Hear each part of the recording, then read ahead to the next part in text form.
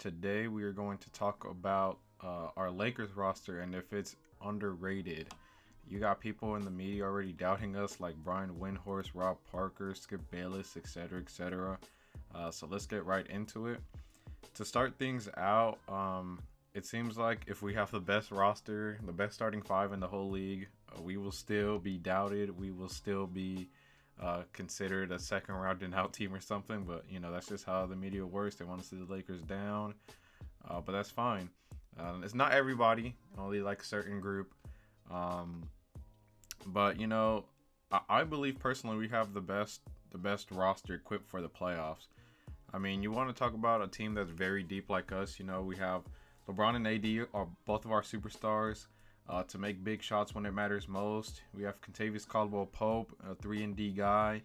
Kyle Kuzma, who we're looking to have a big season. Hopefully he steps it up. Avery Bradley, a guy who's been there with the Celtics.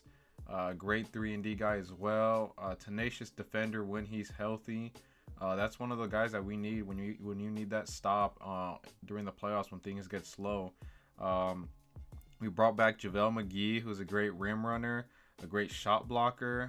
Jared Dudley, a great locker room guy, another guy who's also a good defender, who a great three-point shooter.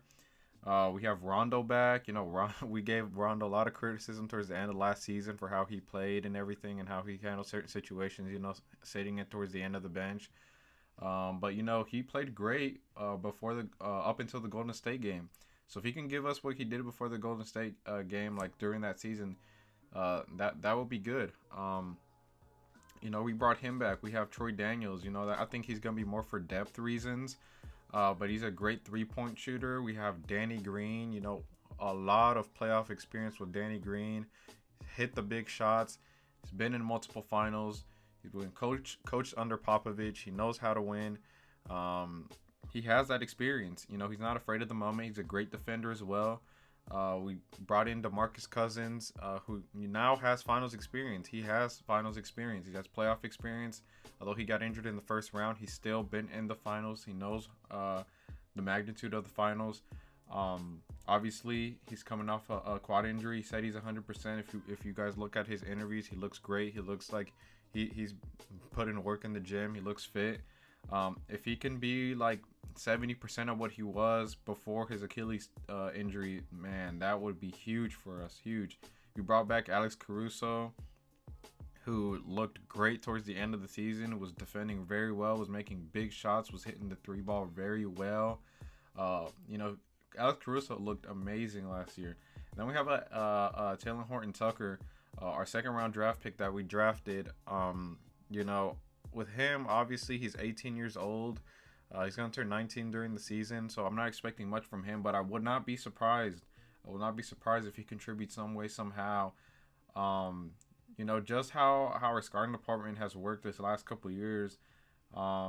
Drafting guys like Jordan Clarkson, Larry Nance Jr., Kyle Kuzma, guys like that who come in and, even though granted back then we didn't have great teams, but, they were still contributing in big ways. So I would not be surprised if he comes in and, just as like a specialist, ends up being a pretty good defender. Lonzo wasn't supposed to be as great as a defender as he was. People always said he can't defend. He came in one of the best, in my opinion, guard defenders in the league. So I wouldn't be surprised, but again, I'm not expecting much from him. As far as our playoff run, I feel like we have a very deep roster. That's what you need, a deep roster, guys who can come in and do what they need to do. When you got guys like LeBron and AD and we have complementary pieces to complement them, I feel like we have the best roster suited for the playoffs. Now, not to say there is a lot of great teams that are going with playoff rosters like the Jazz, like the Nuggets, teams like that have been together for a while, like the Bucks. So we'll see how that all ends up. Obviously, as far as the regular season, the regular season, I'm not expecting much. Obviously, I'm expecting to make the playoffs, maybe a top 5 seed.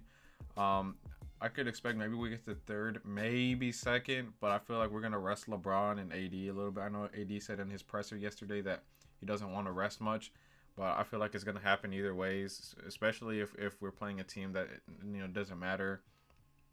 Um, Regular season, I mean, there's a lot of players with continuity on this team that's already played together. Together, I'm sorry. You think about Anthony Davis, DeMarcus Cousins, Rondo. They've already played together. Rondo and DeMarcus have played since Sacramento. I don't know how much Rondo's gonna play, depending on how great Alex Caruso is or how Rondo wants to play. Then you got guys Kuz, LeBron, JaVale, KCP already played together. So again, they've been together, stuff like that. So we have guys that are somewhat familiar. So it's not like there's going to be a whole bunch of new guys. Obviously, it's going to take some time, uh, still for LeBron and AD, the main two guys on this roster, to get going, to kind of find their rhythm. But we're gonna have a whole training camp of these guys, playing together. I know training camps are shorter these, this like how it's been this season, last season, but we still have that. DeMarcus and Anthony Davis have played together before. And, they play well together. Like their plus minus, I forgot what it was exactly, but it was pretty good. And then as far as regular season, like I think we'll be like a top 5 seed. A lot of people are hype about the Clippers and everything like that. I hope it's not about the regular season, because I know for a fact Kawhi Leonard is going to take those load management games, and I feel like he's going to take around 25 to 30 games off this season. And it depends on you. If you trust Paul George to win those games for you, then go ahead. But Paul George can drop 35 points one game and then come back and drop 15, 18 points the next game. And I don't think the Clippers can afford that when you don't have the same people you had last year. Obviously, you can say they only lost really Shai Gilgeous-Alexander and Danilo Gallinari, but those were key pieces to that team. And when you look at it now, Lou Williams is getting older. Obviously, I feel like he's still going to contribute this season. I don't think it's going to be to the point where he just falls off. Absolutely not. Montrezl Harrell, I guess he's not really a bucket getter. He's more of a defensive guy, got a rim runner. You got JaMychal Green, a great role player, I guess. Vita Zubac, our old Laker. He can have his games, but then again, he can have some games where you don't even know he was on the court. So, and then they have Patrick Beverly, obviously a great tenacious defender, but he's not really a scorer. He shot like good spot up threes this year, but can you repeat that this year? They don't really have a lot of playmaking on that team, like who's gonna playmake? Kawhi's not really a playmaker. Neither is Paul George. Neither is Patrick Beverly. Definitely not JaMychal Green. Definitely not Montrezl Harrell. It's gonna be interesting what they do. They lost Shai Gilgeous-Alexander and Danilo Gallinari, and they had Tobias Harris in the beginning of the year, so that's how they won a lot of their games. Tobias was borderline all-star. It's going to be interesting. I feel like the teams that are going to do best in the regular season, that are going to challenge us the most, is the Jazz. We always struggle against the Jazz, especially when we go to Utah. It's a hard place to play at. They got some pretty funny fans. I say some pretty crazy stuff. But, we always struggle against them. They're a team that's been together for a while. They have Quinn Snyder, who's been there for years, so they don't have to adjust to a new playbook. They still got Joe Ingles. They still have Donovan Mitchell. They still have Rudy Gobert. Then you got the Nuggets with Jamal Murray, Gary Harris, Paul Millsap, Nikola Jokic. They've been together for a while. Look for them to improve. It's hard playing in Denver too. I think those are probably going to be the top 2 seeds. I don't know where exactly they each fall at. I'll come up with the NBA prediction standings video eventually. But as far as I feel like they're gonna be the top 2 seeds. Then from there, I guess it's just I feel like either ways, even if they're the top 2 seeds, I feel like everything's gonna be all like close in games. The Rockets, I really don't like the fit of Russell Westbrook and James Harden, so I don't see how they're gonna do much there, especially in the playoffs. If Russell's having a very inconsistent game and James Harden usually doesn't do the best in the playoffs, I don't see them doing that great. They're gonna make the playoffs, no doubt, but I just don't see them that great. The Spurs, I feel like the Spurs are gonna make it either ways. The Pelicans with our young guys, I feel like they have a shot, maybe. The Kings as well, but the Trailblazers, they'll be back. Hassan Whiteside's been having terrible 2 seasons for him. Thank goodness we did not sign him to that max. I mean, he didn't want to come here anyways, but Hassan Whiteside's been bad. I'm not worried about him. Yusuf Nurkic, he's a good player, but he's not anything. He's not no all-star. CJ McCollum, he's going to hit his shots. Damian Lillard, he's going to be a problem. So they're going to be there.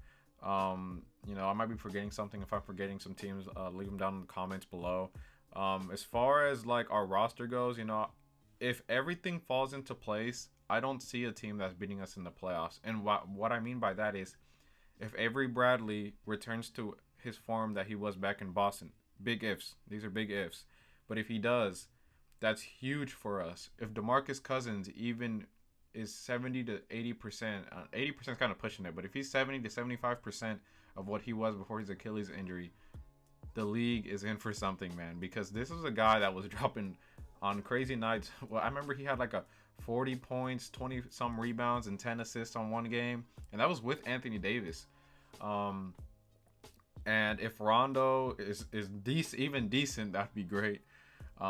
If Kuzma becomes great, a decent defender at that, a good defender, that would be huge for us. Huge. Kentavious Caldwell Pope, if he plays how he did when it didn't matter last season, towards the end of the season, that will be huge again. Because he was shooting at a very high level. Him and Kuzma have been working with lethal shooter. We'll see how that turns out during the season. KCP ended up shooting very well towards the end of the season when it didn't matter. But guess what? He has a 2-year deal. He has like a no trade clause. He should have nothing to worry about getting traded or anything like that. It's just about focusing on the game now.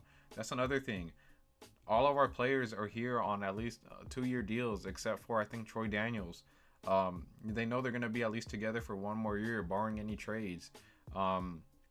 So there's no reason to, be distracted or stuff like that, especially when we have good locker room leaders like LeBron, like Rondo, like Danny Green, like Avery Bradley, who's been there before, like Jared Dudley, like even Rondo. So we'll see what happens there. And those are big ifs, but if those ifs fall into place, it's going to be very good for us.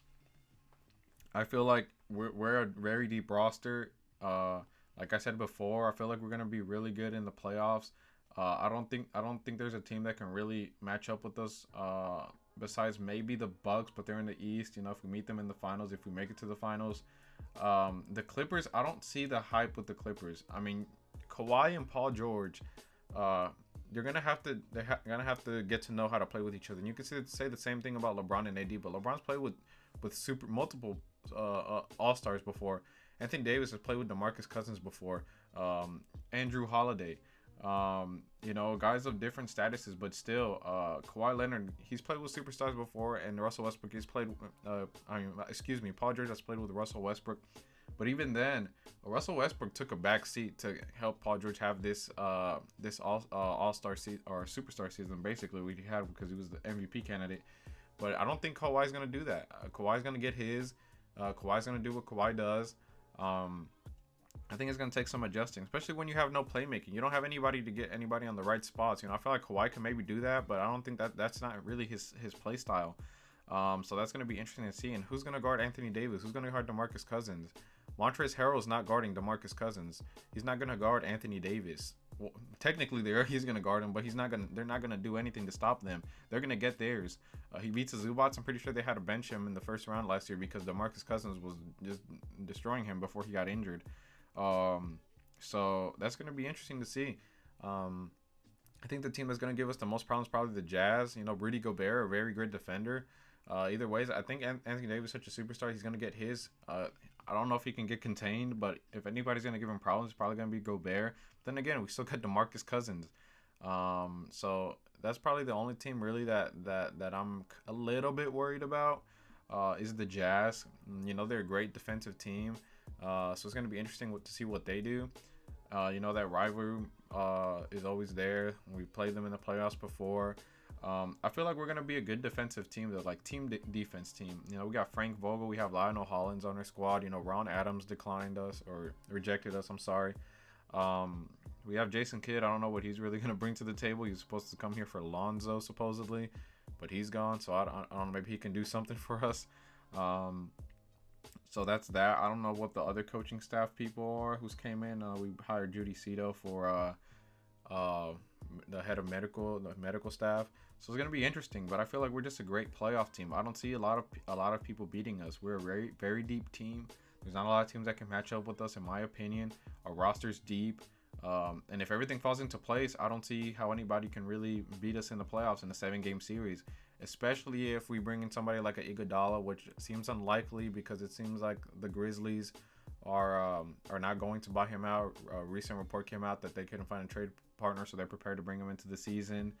But if we can't get him, I wouldn't be opposed to bringing somebody like an Iman Shumpert, a guy that played very well with the Kings last season, who defended very well. I didn't watch him really much in Houston, so I don't know how he did there, but I did know that he played very well with the Kings. You know, especially watching him against us, he did pretty well defensively.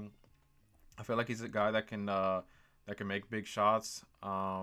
You know, he's been in the finals before. He has that connection to LeBron. I'd rather bring him in than J.R. Smith.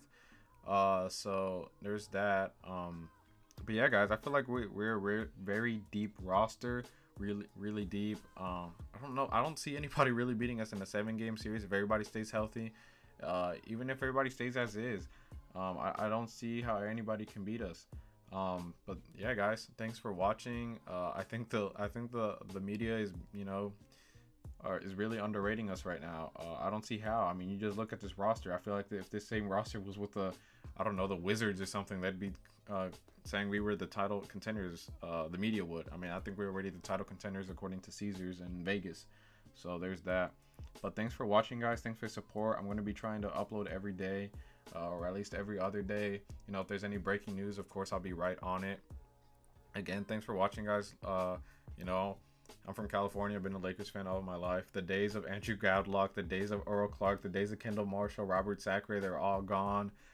So times are good now, guys. It's time for Lakers basketball. We're finally back. Hopefully everything goes well, and you know, we've been disappointed so many times recently, but I really think this is our time. So again, guys, thanks for watching. Please like, comment, subscribe, and see you guys in the next video. Thank you.